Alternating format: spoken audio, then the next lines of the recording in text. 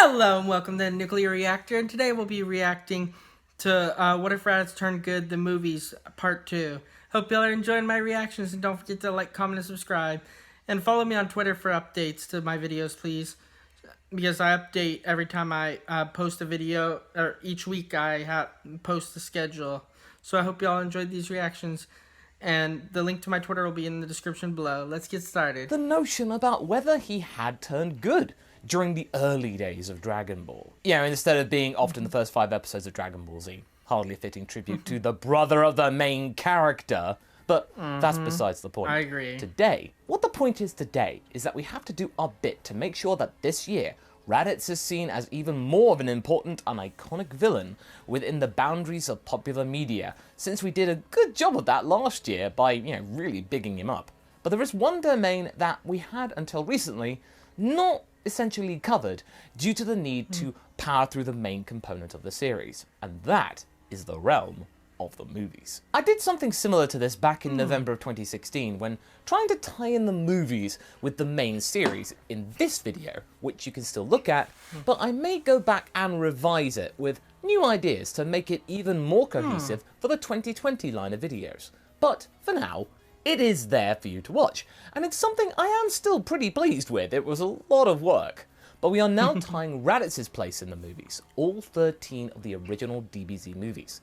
Now, we're not going to be counting Battle of Gods and Resurrection F or anything, since they are practically one and the same with the TV arcs. If you want to look at them, just go and watch Part 8 and Part 9. In the last part of this mini-series, we covered the first 6 movies of Dragon Ball Z. And for the first 3 movies, it was pretty easy because Raditz doesn't show up since he's no longer alive during this period, the rough time area between the first, second, and third movies, which are set around the time of the Saiyan saga approximately. In our universe, Raditz isn't brought back to life until around about the Namek saga, where he does his monkey business on Earth, so he doesn't really make an impact until the Lord Slug movie. But it's the 2 cooler movies where he really makes himself known and is very, very valued. And if you remember the last outing, that was a really momentous time, and where we actually got to see Raditz acquire Super Saiyan for the first time. Go watch that part if you haven't already, and if you're a fan of Raditz, obviously. Anyway, we've got the second half of the DBZ movies to go over today, so that is what we will do. But just before we start, I'd like to point out that we have a special holiday design of Ranch and Papa, which is very limited to the season. You can get it via the store until December the 20th, and after that, it's gone. I'll have to for go good. check that. Really. So get this and other merch at our store over at masakox.cc/store. Thank you for listening. I've been putting we off got to Super spending money Android on any of 13, these, but and we open with I'm gonna Raditz actually joining go the look at gang with a toddler Ranch, as the gang are going shopping either for Korin and Yajirobe's wedding registry, or simply, for the fact that there is a sale on for clothes because 90 stereotypes, am I right? In any case, Raditz is on errands from launch to go and get some stuff, and to look after his firstborn, obviously daddy-daughter time, when androids 14 and 15 appear and proceed to tear up the precinct until the heroes, obviously, lead the bots away to the Arctic without any jackets. I love this one when it was abridged. That was cool. Raditz, Trunks, and Goku going off to fight. But this time, Gohan doesn't go with them, as he's charged to take his cousin home by Raditz. And at this time, he is very protective with Ranch, and he's earned this from Raditz because he and Chi-Chi are the only 2 people outside of his close family that he trusts with Ranch at the moment. As for Goku, So with Raditz tagging along as well, this means that there are 4 Super Saiyans fighting 3 androids in the Arctic. Raditz assisting his brother against the behemoth that is Android 13 and his magnificent trucker hat. When Raditz gets into some spot of bother, Piccolo uses that moment to make an entrance and really ham it up. Didn't think that you Super Saiyans needed my help anymore. You proved me wrong. Haha! Very funny, Green Man! With 13 struggling against 3 enemies, 14 and 15 are still dispatched by Vegeta and Trunks, but Vegeta needed a hand from Raditz, since he was a little weaker at this time in the story compared to the original, which goes a long way in terms of explaining the building resentment between the 2 at this time in the narrative. With Android 13 barely able to absorb the 2 detonators from 14 and 15, instead of, being allowed to easily do so in the original, the gang still have to fight Super Android 13. And the same result pans out, only with Raditz joining in, the beatdown. But providing a slightly more effective diversionary tactic than Gohan did, whilst his brother is preparing the Spirit Saiyan bomb. There's no escaping those chompers. Then there is, of course, Broly. How does that go? Well, with Raditz there, he does provide a little bit more support, and with the addition of his energy to the pool, Goku is more able to defeat Broly at the end of it. So that's what you would expect. Yeah, to be honest. But in terms of the movie's content before that, I believe he would go with the group to the planet that is doomed by the comet Komori, just to see if this whole thing about Vegeta being a new Saiyan King was a wild goose chase, which it was. But he's still intrigued at Paragus' presence, and the idea that maybe more Saiyans survived the destruction of planet Vegeta. Needless to say, when he finds out that this whole thing was a trick, Raditz is mostly scoffing at Vegeta's falling for it, and this only deepens the rift between them even more than the previous movie. Yeah, I can see that. That would really cause a divide even more so. He couldn't have just held it in. I know they have conflict and all, but he needs to try to make peace with that.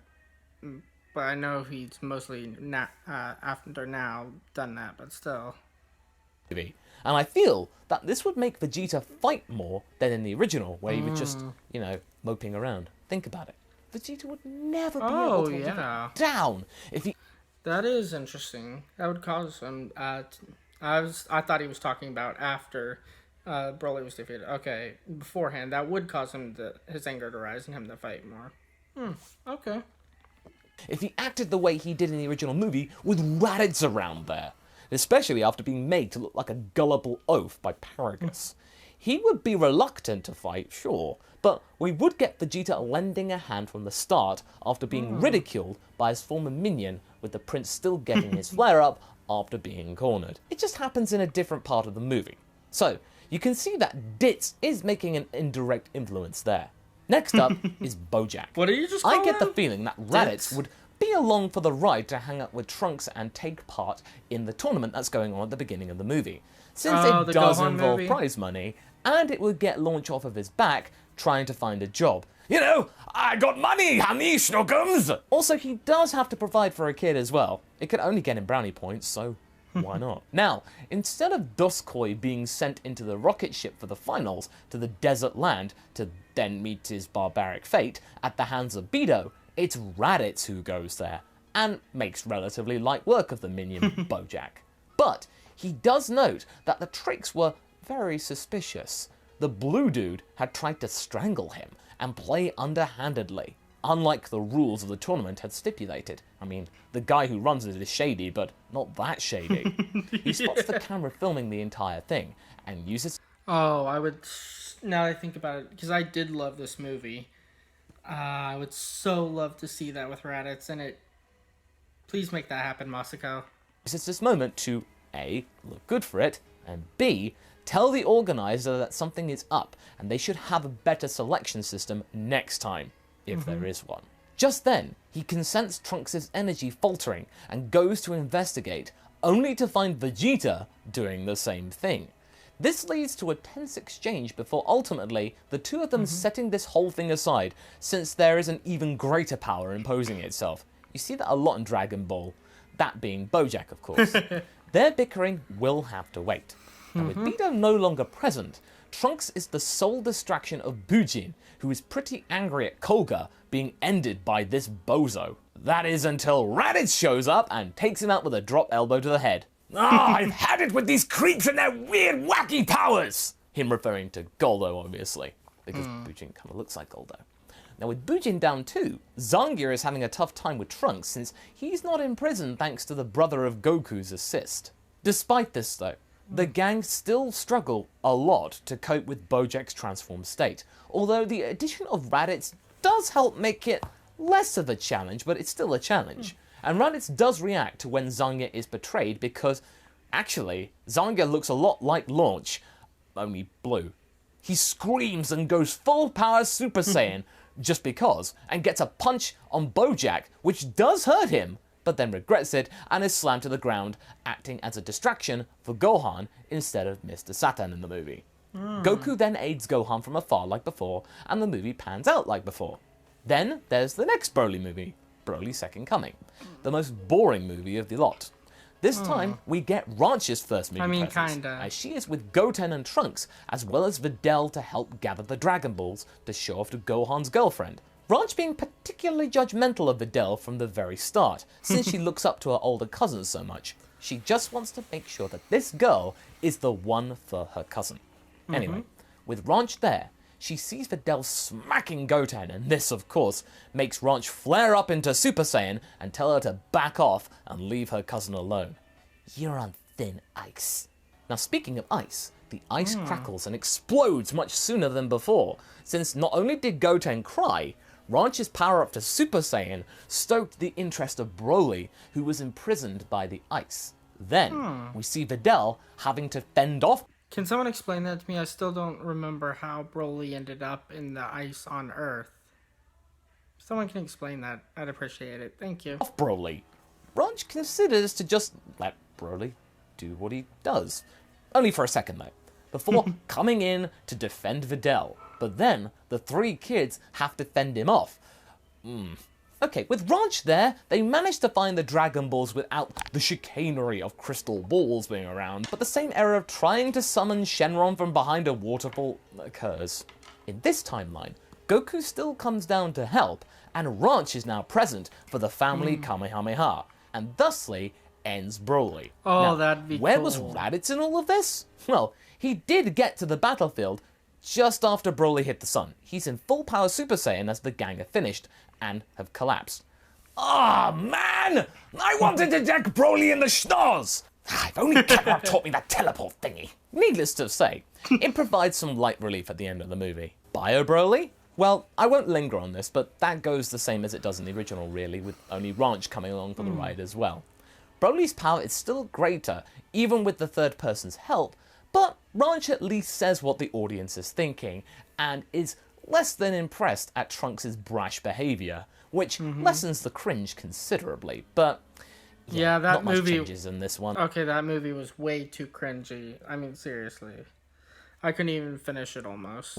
Same goes for Fusion Reborn, actually. I'm not showing favoritism about this, since by now Vegeta has caught up to Super Saiyan 2, Janumba. and had just, at the time of this narrative, bested him as Majin Vegeta. So Gogeta is just as strong against Janemba.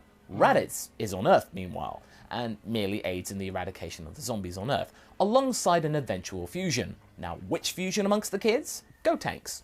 Masako. No three-way fusion? No Ranten? No Ronks? Well, Ronks doesn't get debuted until after Boo, as you know, and Ranten is showcased in theory during the TV series, so you gotta balance it out. Then we have Wrath of the Dragon. That actually goes by the same as before as well, since it's primarily a Trunks story. Just because Ranch and he are somewhat connected in the story, doesn't mean that they have to be joined at the hip or anything and Ranch has to be included. And besides, this story is very, very important for I love that any one. semblance of character development for the character of Trunks to occur. This needs to happen and Hope be you're ready untouched. to die. Now to the battle with Hirudegarn. That line by Raditz Goku does was help in the chilling. chaos, but he's still no match for Hirudegarn as a whole, whose offing requires the use of Super Saiyan 3 Dragon Fist to stop him. Raditz still particularly unimpressed by Goku's stupid-looking hair. So with that, the DBZ movies are covered. Yes, I know that a fair few of these 13 movies do tend to follow the same way as before, but you need to consider that the movies are usually less than an hour long and need to end with Goku getting the win in some way, save for the exception of the BoJack movie with Gohan doing so, but it's still a Son family member. And Raditz and Ranch's inclusion cannot and really would not change the outcome much to make it so that Goku wouldn't get the win.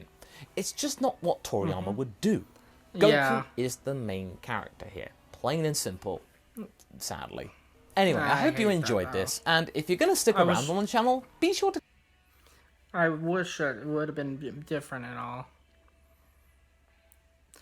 But check it out is what the it daily is. advent rundown of my top 24 DBZA moments / Scream series going on right now throughout the entire month of December. But the question needs to be asked.